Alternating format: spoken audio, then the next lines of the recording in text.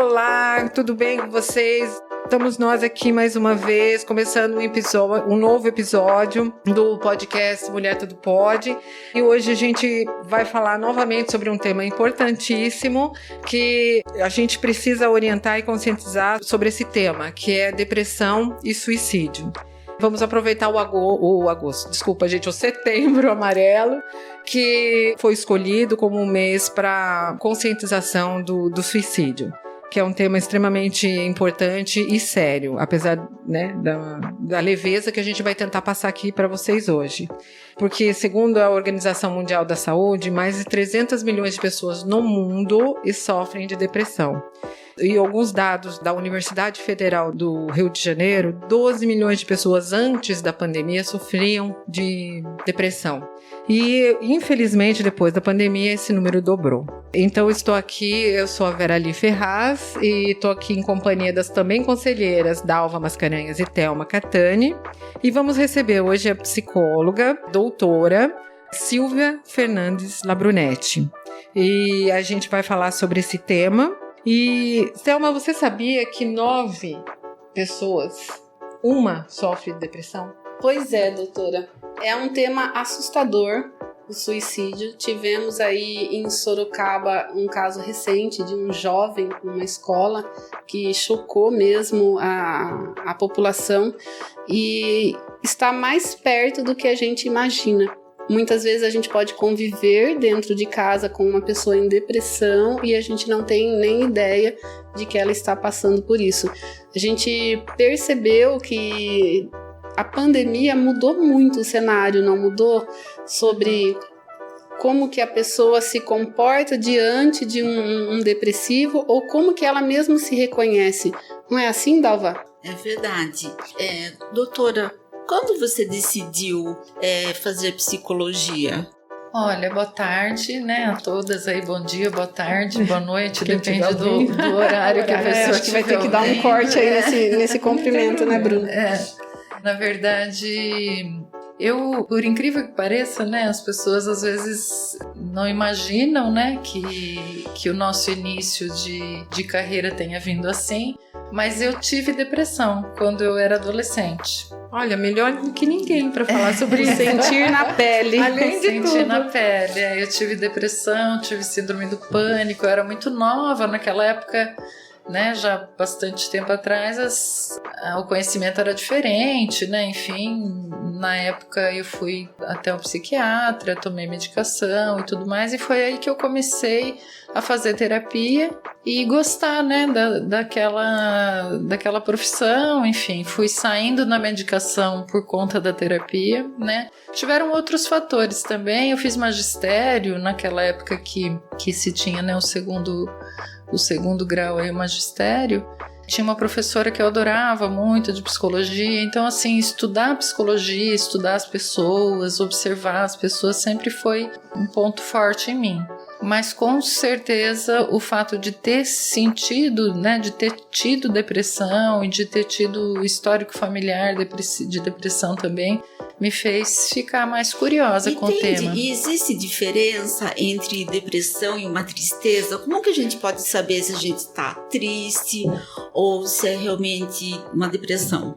Olha, a tristeza, sim, a gente pode dizer que existem vários tipos mesmo de tristeza, né? Assim, tristezas que são mais coerentes, a gente pode chamar de angústias mesmo, né? Angústias que são mais coerentes, por exemplo, uma angústia circunstancial, uma angústia, né, perdeu alguém da família, ou perdeu o emprego, tá numa situação de divórcio, uma situação que tenha motivos para aquela tristeza, né? A gente também chama de angústia existencial, angústia que tem a ver às vezes com mudanças relacionadas a algum tipo de circunstância. Então, por exemplo, vou ser mãe, ou vou ser pai, ou vou me formar, né? Então, assim, são questões da existência, né? Poxa, agora eu não sou mais aluno, agora eu sou profissional. Então, tem a ver com fases, vamos dizer assim, da vida. E tem a angústia patológica, que essa é o que a gente costuma chamar, né, assim, pelo CID de depressão. A depressão ela pode ter aí uma variação muito grande, né? Mas ela tem indícios tanto fisiológicos, químico-fisiológicos, né? Quanto fatores externos, né? Ela não é uma simples tristeza, né? Porque a tristeza, ela é tristeza, como eu disse mesmo, por determinada causa. Agora, uma coisa que dura um pouco mais, e você não ter aquele ânimo de levantar da cama, Sim. de se cuidar, né? Aí eu não sei, eu acredito que seja uma coisa mais grave que chega a ser a depressão mesmo, de não ter... Doutora, desculpa, imagina. Doutora, e nesse gancho, a gente percebe, especialmente hoje no mundo que a gente vive com globalização, internet, o mundo na palma da mão, é muito difícil identificar quando estamos deprimidos. Como que uma pessoa pode chegar e nesse consenso de falar assim, olha, realmente eu estou com depressão, eu preciso de ajuda, ou então a mãe observar que o filho está com depressão. Existem sintomas, existem exames? Como que a gente descobre isso? Como que a gente chega nesse diagnóstico? Olha, o diagnóstico de depressão, ele é um diagnóstico clínico, né? Não existe nenhum tipo de exame, apesar de ter muitas evidências, né, de questões metabólicas cerebrais, de que existe mesmo a questão da produção da serotonina e tudo mais. A gente vê que tem uma hereditariedade, muitas vezes, né, com relação à família. Mas um estado, em geral, ele é clínico. O que a gente costuma perceber? A gente percebe que mesmo as atividades que eram prazerosas para aquela pessoa deixam de ser, né? Então, quando a gente fala não é só um desânimo, não quero ir no cinema, não quero ir... Na verdade, mesmo as questões de afazeres de autocuidado, né? Então, assim, tomar banho, escovar os dentes, se arrumar, querer fazer alguma coisa que sempre gostou de fazer, né? Então, geralmente, quando a gente vai percebendo que a depressão é que tá acontecendo, vamos dizer assim, é porque os prazeres que essa pessoa tinha antes, ela vai deixando de ter. Na verdade, a depressão é um transtorno, é uma doença. Existe uma diferença nessa fala, assim, o que é um transtorno e o que é uma doença? É a mesma coisa? Na verdade, assim, essas nomenclaturas, elas têm mais a ver com a questão técnica médica, de identificação, né? De identificação médica, Então, assim, existem, por exemplo, transtorno bipolar, é um nome, vamos dizer, médico, para tecnicamente os médicos conversarem, né? Vamos dizer assim. O transtorno depressivo, existem aí vários transtornos que podem ser. Existe transtorno depressivo maior, transtorno depressivo. Se a gente for procurar no CID, que é o Código Internacional de Doenças, existe um número muito grande de transtornos depressivos. Quando a gente pensa em questões psicológicas, que é mais a minha área, né, que não é a área médica, a gente pensa em tendências depressivas, né? Então, assim, tem personalidades que têm uma tendência maior a ser depressiva, a reagir às questões da vida com relação mais relacionadas à depressão. Existe algum gatilho que desencadeia assim a depressão? Não, o que é um gatilho, né? Vamos pedir para ela explicar o que é um gatilho, porque às vezes ninguém sabe, né, dizer o que é, né? Não é? O gatilho, na verdade, é uma expressão que eu vejo mais ultimamente as pessoas falando, né? O gatilho geralmente é aquele sinal de angústia, né? Então, por exemplo, eu já tive uma paciente que ela estava muito angustiada no ambiente de trabalho, ela era professora, tinha saído de licença, ela não conseguia ver, por exemplo, o uniforme dela pendurado no varal, que ela ficava angustiada. Então a gente pode dizer que isso era um gatilho.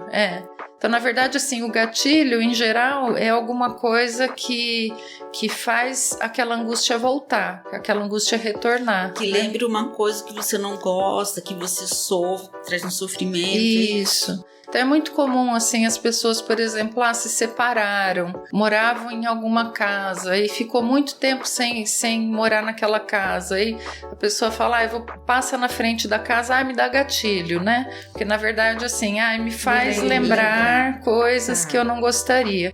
Então, assim, a questão do gatilho eu vejo mais como uma linguagem mais popular, né, das pessoas se utilizando para fatores que são fatores desencadeantes de algum tipo de angústia, né? E existe assim, o que mantém o estado depressivo, por exemplo, ela identificou que ela está depressiva. E aí, eu tô triste, eu não tenho vontade de nada e tal. Procura uma ajuda. E tem alguma coisa que mantém esse estado, por exemplo? Não, então nós vamos mudar o seu jeito, vamos cuidar e tal. E ela começa a cuidar, mas aquilo não sai, não consegue. Existe esse motor, digamos assim, o que mantém essa depressão? Existe isso?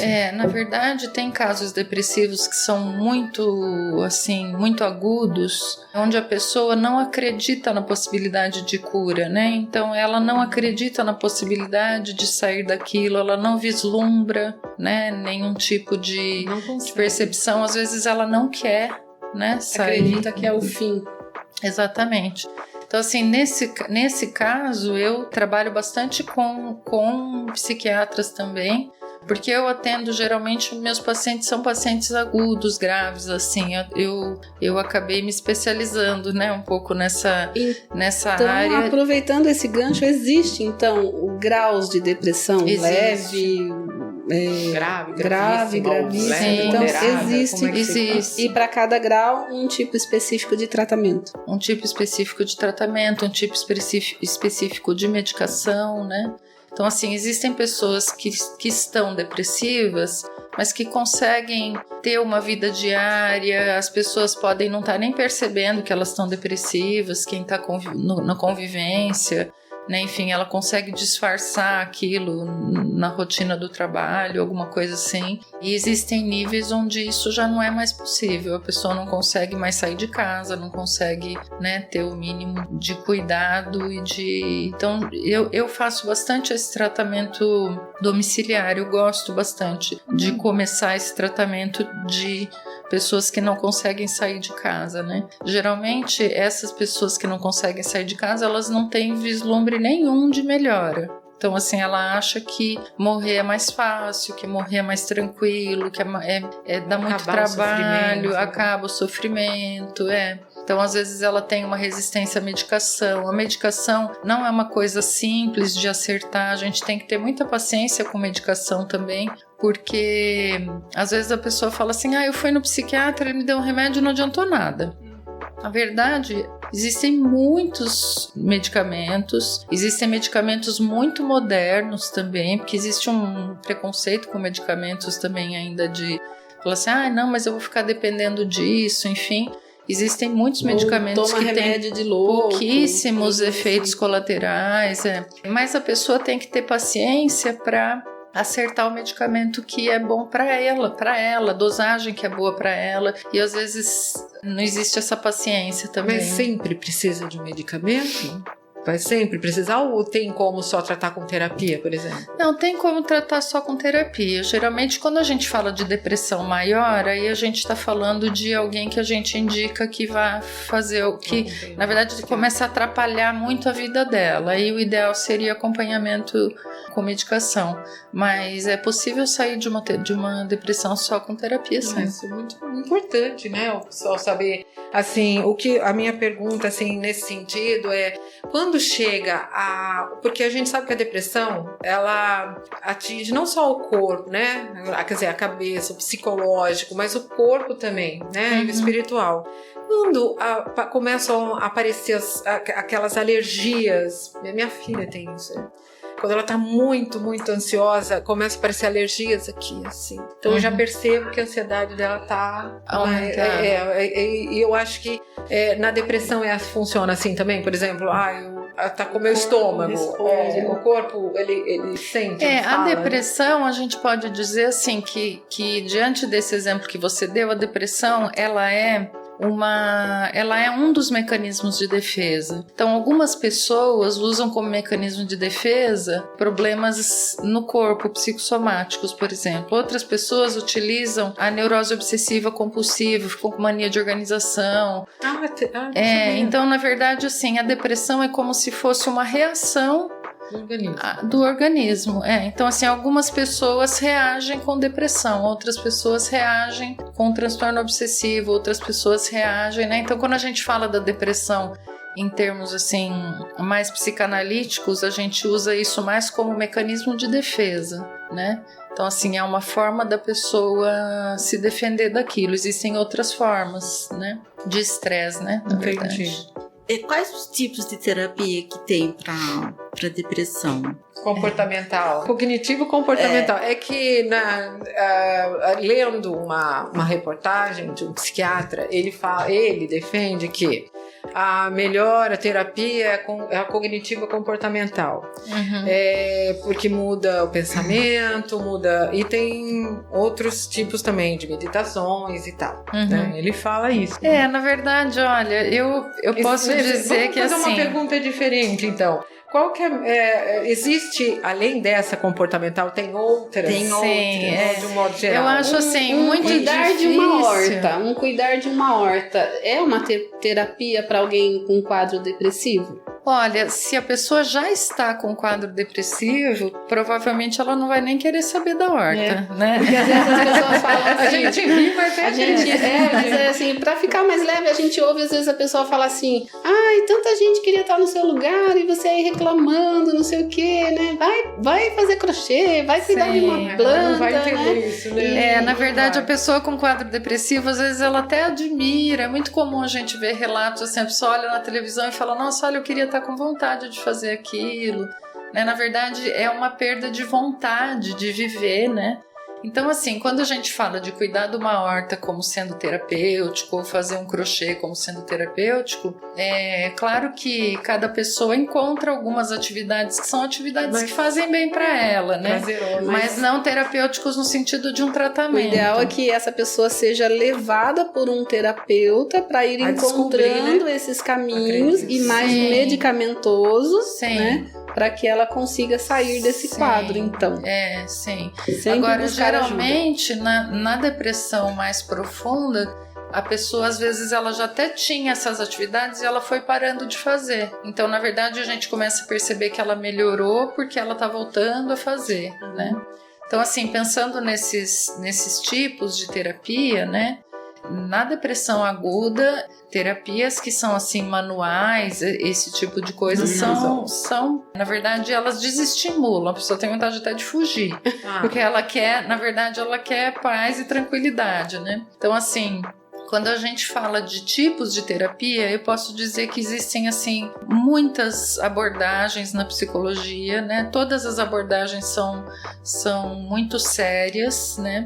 O que eu acho que varia muito é o profissional, né? Então, assim, a abordagem cognitivo-comportamental, ela funciona muito bem para determinados pacientes, assim como a psicanálise também funciona muito bem para determinados pacientes. Acho que vai depender muito, assim, de um casamento, vamos dizer assim, entre o paciente e o terapeuta. Profissional. E o terapeuta, a gente tem, às vezes tem até uma rixa na psicologia entre as terapias, né? Mas eu digo assim, quando o terapeuta é bom, ele pode seguir qualquer uma das abordagens, que todas elas são científicas, né?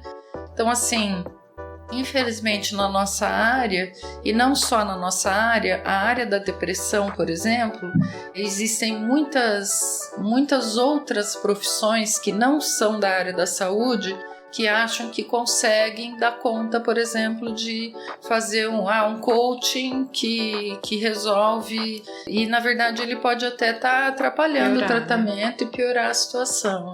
Então eu sempre digo assim, a abordagem não faz tanta diferença, né? Se o profissional for um bom profissional, ele vai saber o que está fazendo. A identificação, acho que entre o profissional e o paciente, né? Do paciente entender, gostar, se entregar, né? Para a terapia. Hoje mesmo nós estávamos comentando, existem casos que o profissional ele está com um paciente, ele vai acabar mexendo em uma ferida, essa ferida vai sangrar, e o profissional tem que ter essa capacidade de curar esta ferida, porque se só mexer e deixar sangrando, aí dá ruim, né, doutora? Ele tem que saber o que ele está fazendo, né? Ele tem que ter a continência de saber até onde ele mexe, né? Por isso que eu acho tão perigoso, assim, quando tem... Ultimamente, com essas questões de Instagram e tudo mais, as pessoas falam muito... O que querem. O que querem. É uma terra de ninguém. É uma terra de ninguém. E tem muita coisa que é falada que, dependendo da pessoa que está ouvindo, aquilo pode ser terrível, assim, né? Pode ser um gatilho, né? No sentido de orar, né? De a pessoa, enfim, ficar apavorada, se desorganizar completamente e não ter nenhum tipo de respaldo para... Nessa conversa de teorias e de terapias e modos, também eu li sobre a mindfulness, que fala? Mindfulness, É uma meditação, isso funciona também ou não?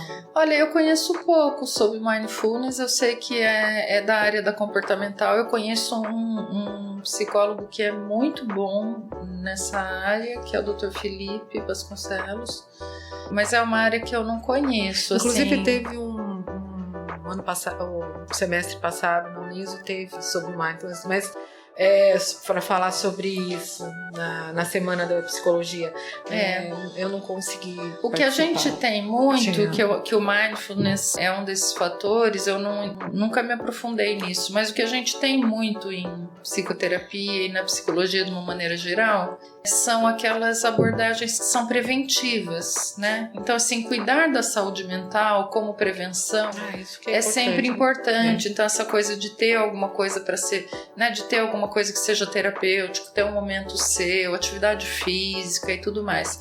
Quando a gente fala de depressão, a gente está falando de algo que nada disso mais deu certo. Entendi. Né? Entendi. Na verdade, tudo que a gente pode falar que buscar tratamento, por exemplo, ou para a pessoa com quem convive, com aquela pessoa que está depressiva, ou ela mesma falar, não, eu preciso disso. Como fazer? Olha, geralmente tem assim alguns perfis que a própria pessoa não quer tratamento, né? Quando a gente percebe que a pessoa não quer tratamento, a orientação que a gente dá é que alguém da família comece a fazer, né? Pra ir dando suporte. Saber como fazer. E muitas vezes por conta disso acaba até levando e convencendo, né? É isso mesmo. Geralmente é a dica que a gente dá, porque às vezes a pessoa fala assim, ele tá precisando muito, a gente sabe, a família inteira sabe, mas ele não aceita.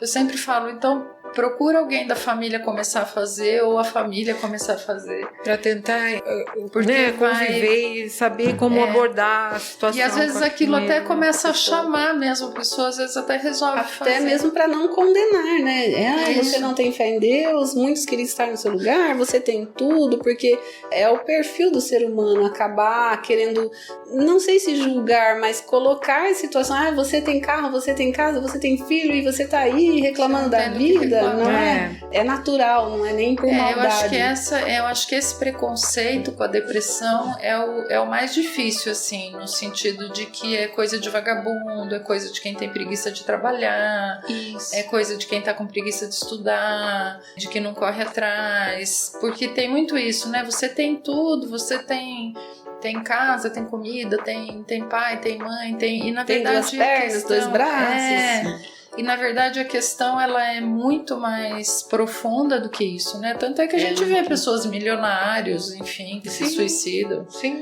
Né? Outro dia a gente viu uma reportagem, chamou muito a atenção, doutora, de um humorista muito famoso, acho que pode falar porque ele foi nas redes sociais, ele postou Matheus Ceará, da Praça é Nossa, e ele está num quadro grave de depressão, síndrome do pânico, e a gente até comentou em casa, um cara que grava toda semana piadas para fazer pessoas rirem, assumiu um quadro de gravíssimo de depressão, que não queria falar com ninguém, ficar em quarto escuro. Então é uma das coisas que surpreendem na depressão, né? Ninguém vem com uma tarja, sou depressivo, e aí onde a pessoa faz muitas vezes e ainda existe muito esse preconceito, né? De que o depressivo tá com má vontade, de que ele é só se esforçar um pouquinho, né? Ou é isso, né? Isso é coisa de dar uma enxada pra ele, que ele, né? Porque ela vai cansar. E nós podemos herdar essa depressão De pai, de Genética, você avô, fala, de alguém genética, da né? família? Existe assim, não existe nada que seja muito preciso com relação a isso, mas existe sim estudos assim de genética que existem famílias que têm uma tendência maior de depressão e outros transtornos também, né? Existem famílias que têm uma tendência maior de esquizofrenia, enfim, mas a gente não sabe dizer até que ponto é genético e até que ponto foram fatores socioemocionais de convivência, que tem, por exemplo, estudos com gêmeos idênticos, né? Onde eles têm a mesma carga genética, um desenvolve depressão e o outro não, por exemplo. E quem tem algum tipo de transtorno? Sempre tem depressão junto? Tem a não ver com necessariamente, coisa, bipolar, Burnout. borderline? Não, na verdade a depressão ela tem uma característica muito específica, assim, né? É que eu acho que comumente as pessoas chamam tudo muito de depressão, né? E assim, quando a gente pensa, por exemplo, um borderline ou o bipolar ele tem picos, né, de euforia e depressão, né? Então, na verdade, assim, o estado depressivo, a gente pode dizer que é um estado, assim como o estado eufórico, o estado compulsivo, né? Então, quando a gente fala de alguém que está depressivo, ele está naquele estado o tempo todo. Alguém que varia entre depressão e euforia, aí é um outro diagnóstico, entende? Não é a mesma coisa. Não é a mesma coisa. Inclusive, medicamentos diferentes e tratamentos diferentes também. É um assunto bem amplo, né, doutora? É Sim. difícil discutir em pouco tempo, mas serve aí de alerta para que as pessoas prestem mais atenção no colega de trabalho, no colega de escola, na família. E interessante também que a gente viu que o índice de suicídio é muito maior nos homens, até mesmo porque eles utilizam de ferramentas mais potentes, como eles se enforcam, né, arma de fogo. Mas as mulheres, elas tentam muito mais o suicídio. Tem alguma explicação para isso, doutora? Olha, na verdade, as mulheres, elas têm uma tendência maior, vamos dizer assim, a experimentar quadros depressivos por conta de variações hormonais, né? Então, assim, a própria variação hormonal da mulher faz com que a mulher experimente estados depressivos. Na própria TPM ela pode experimentar, enfim. É difícil mesmo, né? Oh, meu Deus. Depois do parto, muitas vezes. Então, os nossos hormônios, como eles são cíclicos, eles não são estáveis como os hormônios dos homens. A gente pode experimentar graus de depressão maior, né? Agora, tem uma questão também importante aí do suicídio, que tem a ver com a questão social, né? Assim, da cobrança social. Então, por exemplo, um homem que vai à falência, para ele aquilo pode ser tão pesado e humilhante que ele prefere, né? Então, assim, os fatores que levam ao suicídio também estão relacionados a questões sociais também. Já atendi. Já fui atender suicídio. É amplo demais mesmo o assunto, né? De homens nessa situação. A gente vê, por exemplo, no Japão, o índice de suicídio entre jovens que não passaram no vestibular, por exemplo, é muito grande, porque a pressão que eles têm lá é muito maior. De produzir e produzir e produzir. Isso. Então, assim, não passar no vestibular é como se fosse uma vergonha para a família. Isso tem a ver com a nova geração, a modernidade, a tecnologia ou não? Nos primórdios também já era assim.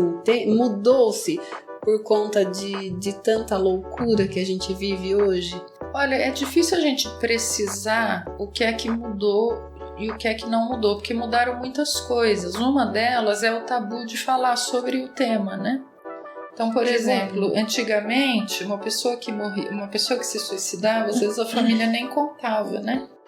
Dizia que tinha infartado por conta de questões religiosas, tinha uma série de coisas, eu não sei ainda se existe, mas existiam religiões que o padre não fazia o velório, tem uma série de crenças assim da pessoa sentir vergonha, tipo assim, tinha um louco dentro da minha família, né? Então é difícil a gente precisar o quanto aumentaram os índices de suicídio ou as pessoas estão falando mais disso e isso está aparecendo mais, né? Não, isso é bom para deixar de ser um tabu. E quanto mais a gente fala, as pessoas prestam mais atenção no próximo, em si mesmo. E que elas tenham ainda, eu não sei se a depressão ela tem um grau de evolução, por exemplo, começa leve, grave e vai embora. Mas se ela percebe, ela já consegue se tratar, não é? E aí, para não chegar ao ponto extremo que é o suicídio, porque o que a gente vê, pelo estudo e pelos nossos estudos, é que a depressão ela é a maior causa de suicídio. Sim. As pessoas que se suicidam, numa porcentagem, 96% das pessoas que se suicidam têm depressão. Então, é por isso que eu acho importante, né, falar e perder esse tabu mesmo. Até para as pessoas não se sentirem tão sozinhas, porque eu tenho uma impressão de que antes, né, assim, quando isso não era tão falado, apesar de hoje ser bastante falado ainda de uma maneira, às vezes ainda muito popular, mas as pessoas deixarem de ver isso como frescura, encararem isso como doença, perceberem que isso realmente existe, faz com que as pessoas que se sintam assim percebam que não estão sozinhas, né? Porque, na verdade, a pessoa depressiva, muitas vezes, ela tem a impressão de que só ela sente aquilo, de que ela que é diferente, de que o problema é ela e ela vai resolver se suicidando. Isso. Né? É muito então, quando triste, ela percebe, né? que outras pessoas sentem, que tem tratamento, que tem medicação, que tem terapia, que tem alternativas, né? Ela vai percebendo que aquilo, ela vai perdendo preconceito com ela mesma, né? Vamos dizer assim. Doutora, e na questão de prevenção, a gente já ouviu aí que a doutora explicou sobre as terapias do Mindfulness. que trabalha com esse tipo de prevenção, mas fora isso, tem como uma pessoa, por exemplo, a obesidade, você vai lá e faz exercício físico e passa a ter uma alimentação saudável, né? Sai do sedentarismo e tal. E para depressão, tem alguma forma de falar assim, olha, se você seguir esse caminho, você vai conseguir pelo menos diminuir as chances de desenvolver uma depressão? E se não tem, então aí eu preciso de apoio. Como na rede pública, qual é o melhor caminho? Porque a gente está falando para mulheres de comunidades, mulheres de zona norte e zona sul, leste, oeste, independente da condição social. Como que essa mulher vai buscar ajuda? Ela consegue prevenir? Não consegue? Consegue. E aonde eu pego ajuda? Como que é esse emaranhado aí de... Olha, a prevenção para depressão, a gente, né, aquela ideia de corpo são, mente sã, ela é válida para... Funciona. Ela funciona. Que bom. Então, na verdade, assim, prática de atividade física, alimentação saudável, sono saudável, né, não trabalhar mais do que 8 horas por dia, todas essas coisas ajudam, né? São fatores que evitam qualquer tipo de doença mental, né? Mas quando a gente fala de alguém que está começando a se sentir assim, né? O primeiro ponto, né? Acho que popularmente falando, o lugar que a gente tem mais acesso é o CAPS, né? Certo. No CAPS tem muitas terapias em grupo, no CAPS eles muitas vezes identificam se a pessoa está precisando fazer uma terapia individual ou não, tem psicólogos, e aí se o psicólogo imagina que precisaria de uma medicação, ele indica para o médico e vice-versa. Daí no próprio CAPS, né, ele tem acesso a esses medicamentos. Isso, no próprio CAPS ele tem todas essas orientações. Perfeito. A Uniso também tem uma clínica lá, né? Isso. Silvia, como é que funciona essa clínica lá? A clínica da Uniso ela é um laboratório, né? Então, assim, a única limitação que a gente tem, diferente do CAPS, é que ela só funciona em período letivo. Então, agora, por exemplo, ela está fechada, ela só vai voltar a funcionar a partir do começo das aulas e ela termina em funcionamento em novembro, Então, o CAPS já não tem essa limitação. Prazo, tá. É gratuito na Uniso? Na Uniso é gratuito. Tem alguma triagem ou qualquer pessoa pode procurar a Uniso em período letivo?